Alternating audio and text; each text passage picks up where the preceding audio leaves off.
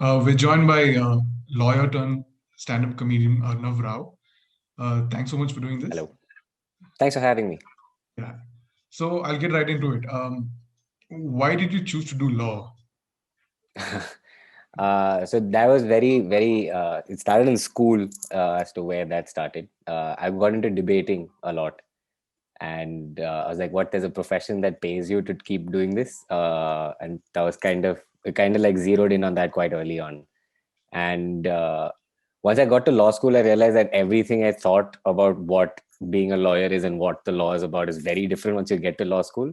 But I got very lucky. I kind of really enjoyed my time in law. I liked studying what I was studying, and I found it really interesting. And so it kind of just it stayed there. It's still a part of me. I like reading a lot, and I really love debating people as well. Right, right, So that was kind of the initial inception of wanting to become a lawyer. right, right. And when did you first develop a flair for stand-up comedy? So again, that's quite interesting, but that also happened quite at a very young age. I think I was like 13 or 14 years old when my dad was buying me uncensored stand-up DVDs. So I kind of grew up understanding the world through stand-up. So stand-up has always been a part of me. And like when friends and family would gather around and that whole thing of parents saying, come on, show your talents. And I can't sing or dance. So I just do jokes. So I never really had stage fright in that sense. I was always like kind of like in like the funny guy, always wanting to be the funny guy as well, like right from school. So stand up kind of happened simultaneously. And yeah, it was always it was just a part of me growing up as well, like constantly watching stand up. And at some point in time, while I was being a lawyer, a certain amount of cynicism and jadedness had set in, and the dream sort of shifted into wanting to be a writer and wanting to do comedy. Right, right. And I think I wanted lesser seriousness in my life to some extent, but also dealing with the judiciary, you also want lesser comedy in your life. So I chose stand up, which is a lot more serious now. Yeah. So, uh, so, so could you just take us through your legal career and what finally prompted the shift in career? so it wasn't a very long career. It was just about 2 years. I studied abroad, so I went to law school in England. Okay. And one of the first few hurdles that I had was just in figuring out how I can come back and work here. That was always the plan, and the rules kept changing as to the eligibility for the conversion exam. So that rigmarole of just wanting to be able to come back and be able to practice here was a very tiresome process. Career wise, it was actually great. I got very lucky once I finished law school and came back. Part of the rules to be able to write the conversion exam was I had to work under a senior advocate for some time. So I got very lucky. I was working with a senior advocate at the Madras High Court, Mr. Sriram Panchu, Right. and he was a great boss. I'd interned with him while I was still in law school, and then came back to him. So Madras High Court, like 2 years, I worked with him, and it was absolutely fantastic. He's a great boss, and I had a great time with the work that we were doing. A lot of mediation, and it was dispute resolution, which I found very, very compelling and interesting, especially in a country like India. So I was enjoying the work I was doing, but then there was just that aspect of just battling the system in that sense of realizing what actually happens and how exactly excruciating it is in terms of actually getting things done. And so a certain like there was a knob switched off in my head, like, is this really what you're going to do for the rest of your life? Because I was already started like writing and stuff, and simultaneously I'd been teaching on the side as well for the law entrance exam. So I kind of was like, I've kind of been used to like wearing multiple hats at different times, and there was that aspect of I'm still quite young, and if I'm going to take this plunge of going to do stand up, then I think now would be the time to do so. And so it was quite ominous. But Friday, the 13th May of 2016, I did my first open mic. And it was actually my friends. So this friend of mine, in hindsight, it sort of that's where the bell started clicking. So she was in marketing, and I was still working as a lawyer. And she's like, "Hey, you're funny. Can you help me with this marketing campaign?" And I was like, "Wait, I can monetize being funny." And then there was like a literally like an internal battle in that sense of am I really going to quit my job? Like, I've worked so hard to finally become a lawyer, and will I really quit? And It was my friends who actually pushed me and got me my first open mic. And I got on stage. I did whatever, like 5 minutes, but I knew instantly, like, okay, this is what I want to do for the rest of my life. That was a very key thing for me immediately. So yeah, and I haven't looked back since. Right. And who are your influences in comedy? In terms of stand-up, it's a lot of Western comedians. So the first stand-up DVD that my dad got me when I was 13, of the first stand-up I ever watched, who still I still hold as the number one for me, is an Irish comedian called Dave Allen. Um, he passed away in 2004, but he was one of the original and like observations wrapped in stories, which are very similar to my style of stand-up. So Dave Allen is number one, and then Carlin and Pryor and Chappelle, Bill Burr. Like right now, the comedy scene is so huge. The extremes, and like I love James Acaster, and some people just don't like James Acaster. So you find your influences, but at the end of the day, at some level, you're trying to find out your own voice. Because any big stand-up comedian, whoever's made it, nobody's done it doing the exact same things. They found what works for them and who they are, and that's basically the journey we're all on. Right. And in terms of finding your own voice, there seem to be a lot of occupational hazards that go with being a stand-up comedian these days. So in this environment, do you think comedians tend to self-censor in terms of the content they put up? I mean, there are. I mean, so you have the spectrum. I mean, the fact that there are comedians right now doing clean content, like I do corporate shows as well, and you're categorically told there are content restrictions. It's like literally like no sex jokes, no political jokes, no religion jokes, no profanity. So I've written half an hour on fruits and furniture. Like that's literally what it's coming down to. There is a lot of self-censor. There are a lot of comedians who are like, look, I want to make this my profession. I want this to be my occupation. I have bills to pay, so I'm going to do the comedy that I think is going to work. There's a lot of different variables that a lot of people are considering as well. Like, so just figuring out the YouTube algorithm as well. Like what works for the YouTube algorithm for me to become viral, right? So what kind of jokes do I do? There's a conscious decisions in terms of the language. A lot of people I know who were English comedians are now doing Hindi comedy because that's what the market wants. So there is that lot of aspect of, we're catering to the market. And in stand-up, stand-up is always like the art form itself is a lot of, it's the aspect of counterculture, right? So there are people who are looking for content which is political jokes. They want that political commentary that is funny. And it's basically balancing that out with right now freedom of speech being clamped down the way it is being clamped down. It's not just comedians is one aspect of freedom of speech itself is under attack. So you have television shows and you have movies who are being censored. Twitter is being censored right now. Like literally every aspect of speech and expression right now, that in itself is a battle. And stand up is just one of those offshoots of it. So it's a call that each individual has to take. Personally, I'm on the side of, okay, if you really want to fight this legally, let's go. Because I have been a lawyer and I've received threats from certain political party representatives on Twitter threatening to file FIRs against me, and for jokes I've done, like not that I've done something else, but literally just for the jokes. And it's a their choices and their consequences. That's basically how I see it right now. I mean, it can go to like brands as well. Like brands in their ads, what they want to say, what they don't want to say, is a question that you should ask yourself. Like I remember at the start of the pandemic when money was tight and stand up as an industry had been almost closed. I got a call to like shoot an advertisement, and they were going to pay a lot of money, a pretty famous brand. But I just felt like the message that the ad was saying was quite a misogynistic message. So I just said, no, I don't think I want to do this uh, particular ad, because I just don't feel like I can support that message. And later on, who knows, this can potentially come and bite me back in my bum, so to speak. Um, so it is consequences and choice. And like it was literally a female production assistant from that casting agency just going like, wait, are you serious? And I'm like, yeah, you're a woman. What do you feel about this ad? And she's like, yeah, I know. But she's like, hey, it's a big brand. It'll be good for your career. I was like, I don't think this will be good for my career. But at the same time, doing political jokes also might not be good for my career. But I'm okay with that that choice and the consequences that come out of that. And being someone who has knowledge of the laws, do you think that it holds you in good stead as to tiptoeing the line between what will get you in trouble and what won't?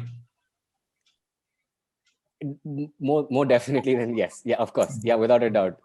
Just there's certain aspects that a lot of the legal stuff right now, it's actually punishment by process. Yeah.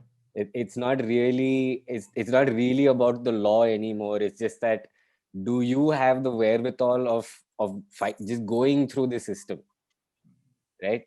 Like and it's a matter of both economic resources as well as like just time, money, or family. Like, do you really have, like, anybody who I meet right now, when they say, look, is this a viable thing to go to court for? I said, yeah, of course it is a viable thing, but the process itself is what is punishing. And a lot, and that's the problem that happens, especially with other comedians, when they see police complaints being filed. That is in itself intimidating, but I know that a police complaint doesn't mean anything until it gets to the FIR. And then even when it gets to the FIR, depending on which section of the FIR, there's a CRPC code that they have to follow. There are enough hurdles that I can put in their way if they actually want to pursue this matter legally. What's actually happening is these are battles of perception. This is all for Twitter. It's all for show. You're literally using the, I mean, it's sad to say, but like, it's being used, like the legal system is being used as a weapon, not as a shield. Yeah. And that is what we have to figure out, how we can sort of combat that, given that it's actually a perception fight that's going on social media. Yeah. And what's the most trouble you've gotten into for cracking a joke? So this actually did happen in July, of like in the middle of the pandemic, middle of lockdown actually. About like 7 comedians were targeted for offending, and so I was one of them. So for like this is when I was they threatened to file FIRs against me, and I was Yeah. receiving about 20 death threats per minute for like just like a week. And yeah, like I felt, oh, this is an army on Twitter. Mm. I felt the wrath of that army. That my response to all of that is actually in my stand-up sets now. So now, if you want to hear my response to those people, you have to buy tickets for my stand-up shows. They don't realize, but they gave me so much good gold content. It's amazing. So I just laid low. Again, it's something that just happens on. There is an aspect of it on Twitter, right? Part of me was thinking that if these people are sending all kinds of things that they're sending to me, okay, maybe this is a vent for them. Like, I genuinely believe that it's their right. I've put out content in public domain, so to speak. It's on YouTube. I can force anybody to watch it. It's not viral, so nobody did. But I put it there, and so you have the right to say whatever you want to say to me, because I have the right to say what I wanted to say. So I'm okay with that. You can send, yeah, okay, the threats of physical violence, yeah, you're pushing it, but okay, if you're really that angry and you want to say that to me, it's your right to say that to me, as long as you don't act on it, or it doesn't seem like it's that real a threat. So I think that's fine. Like, and in publicly you want to say all kinds of things, I'm totally okay with that. Okay, because that's your right as well. Okay, it's a little sad what you're saying about my mother and my father and my imaginary sister, but if I'm fighting for my right to freedom of speech, that is your right of freedom of speech. So it's totally fine. I think that's what people are not getting, that if you're offended by something, you watched it. There's a dislike button. Okay, you can I haven't disabled comments on my video, so you can comment on it and you can say whatever you want to say. Now, whether I want to reply to you or not, that's up to me. I probably won't if you're saying something really outlandish, but that's okay. It's freedom of speech. You're allowed to say those things. Cool. So now you've said it. Now can we move on? Can I still keep doing my jokes? If you don't have to comment. Not forcing you to buy tickets to my shows. You don't have to watch my content. You don't have to subscribe to my YouTube channel. If you see me as a thumbnail, you don't have to click on it. It's completely in your control whether you want to sort of succumb yourself to me. That it's all in your control. So it's cool. We can all move on. There's enough content for everybody. And how would you describe the stand-up comedy scene in India, in terms of opportunities for newcomers and scope for becoming big, so to speak? So I would say that it's quite tough for newcomers right now, in terms Yeah. of, because also because of, but also it works both ways. Because what happened was, like, just before the pandemic, I would say that there was an aspect of, there are a lot of comedians in each city. Like I'm just talking about like a few of the big cities, like say in terms of the scene, like Bangalore would have easily like 200 to 300 people are quite regular at open mics and at shows. Same with Bombay, same with Delhi, same with Chennai. Hyderabad slightly smaller, but it's still a very, very thriving scene. For somebody new to start at that time, like, just getting like a 5 minute spot, like at an open mic, was becoming very, very hard just to get that 5 minutes of stage time. Then the pandemic hit, and then Zoom happened. And so some people have actually started doing stand up for the first time ever, like on Zoom. What the internet has done is it just essentially can make anybody a producer, but can make while everybody is a consumer as well. So if you can get your own audience and you can do a Zoom show, you can do Zoom shows on your own. You don't need to be in that sense. The internet has sort of democratized your entry into the scene. So now suddenly you're a famous Zoom comic, and then you've decided to do a live show. Other comics will notice that, okay, guy has an audience though, guy or girl. They have an audience, so that's fine. So in some sense, you can do it that way. It's a very hard to do it that way as well. um, the scene itself, it's huge, it's growing, it's very good in that sense that I would say that I'm like a sort of middling in terms of the level of comedians in terms of payments and stuff like that. But there's a lot of opportunity if you can get your own YouTube following. You can sell your own tickets. You don't need anybody right now in that sense. So you can build your own audience. That's not a, I mean, but it's hard to do that. In that sense, it is quite saturated because there's a lot and being put out as well.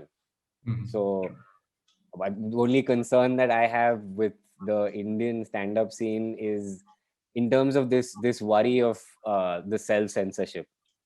A lot of people are seeing somebody else's success and trying to replicate their stand-up and their formula in terms of writing and stand-up, and then sort of getting their own sort of following, doing that, replicating other comedy and other content. There are some people who just essentially see a Western comedian and then translate that material into whichever regional language they want to. That is not really good. If you're focused on the craft, then I'm sure you can still eke out your living and keep going till it really matters. So that's not really a worry. Okay. What advice would you Sure. have for lawyers who want to travel paths less traveled like you did? I mean, there Ah, seem to be quite a few lawyers who want to do that.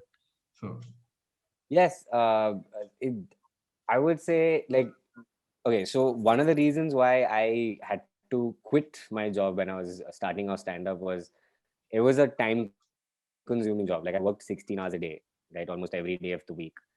So I think at the end of the day, maybe you have to calculate that. Do you have savings? Like I did other things so that I could make like money. Like there's a website called Upwork. So I was doing like, like freelance research work, legal research work on that website. And I was still teaching on the side, which was that was also paying me money. And so there is that aspect of what you're worried about in terms of are you financially set, are you okay to do this? That is obviously one thing. Always like make sure you're safe, at least mentally, in your headspace. But there is one thing that I do always say is, at some level you have to cut the safety net if you're really going to take a plunge, especially in something like the arts or something like that. If your foot is in like sort of like in or out of the door, you might not do either job properly. So I would recommend, if you reach that point where you think you can make enough money or you have enough money saved up to get something tangible soon, then take that plunge. Cut the safety net and take that plunge, because then you'll allocate all your time to it, and that is crucial, the way I see it. that's a wrap on it, I guess. Awesome. Thanks so much for your time. Thank you so much for having me.